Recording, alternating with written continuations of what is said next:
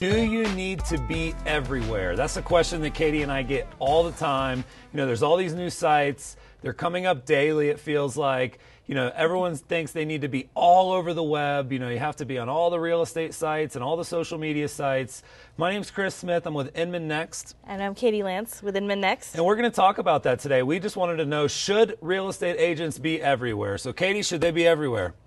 I don't think an agent needs to be everywhere. You know, there's so many different platforms. There's Facebook and Twitter and Pinterest and Instagram, and there's a new platform coming out, gosh, every 6 months it feels like. Empire Avenue. Exactly. Right. Yeah, no, I don't think they need to be everywhere. I think an agent needs to focus on one or two platforms that they're really good at, they're really comfortable with, and not spread themselves too thin. I agree. And as far as, you know, one of the things that's tricky is, you know, something like Pinterest, a good example. It's a new site.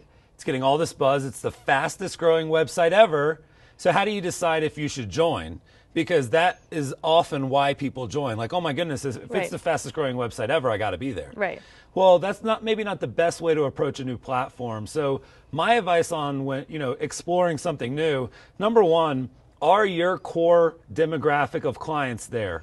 So something like Empire Avenue, if you're selling single family homes to people between the age of 50 and 60, I don't know that you need to be on Empire Avenue because they're not going to be there. So is your audience on the site? That's question number one.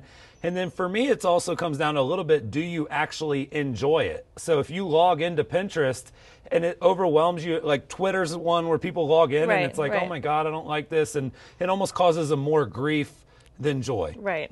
So are your clients there? Number one, do you enjoy it? Number two, start with that. I think that's a good way to evaluate new platforms. And then lastly, if they do decide they enjoy it or not, what do they do? How do they track if it's working? Right. What do they do if it's not? Right.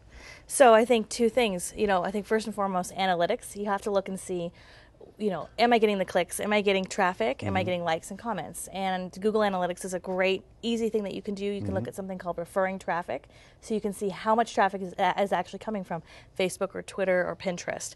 And secondly, try out a platform. If you're not sure about it, try it out for 5 or 6 weeks. And if it's not for you, if you're not getting that traffic at that point, either choose to delete it, right? Or choose to at least have your contact information on there and a sentence saying where they can find you and redirecting them to your site. Yeah, I've seen a lot of people do that. Like, hey, I'm not on Twitter anymore. You can find me on Facebook, and they leave the profile up. So check and see if it's working. Look at comments, likes, shares, things like that, number of followers. Also look at referring traffic back to your website. That's important. And if it's not working, don't be afraid to get rid of it. If you want to learn more about this, we have a great video on developing a content strategy, kind of an overall digital marketing strategy for your business. And you can also learn more about all the new platforms as they come out at next.inman.com. Thanks, guys.